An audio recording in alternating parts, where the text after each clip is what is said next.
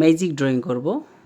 ABCD এই 4টি বর্ণ দিয়ে আমরা দেখব কি কি ড্রয়িং করা যায়।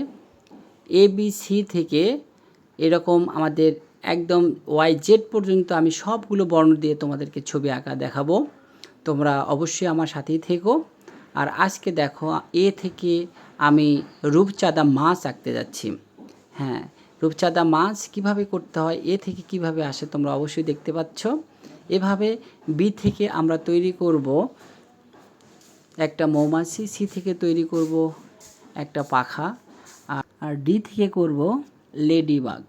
তো চলো দেখে আসি আমাদের কিভাবে এই ড্রয়িংগুলো করতে হবে।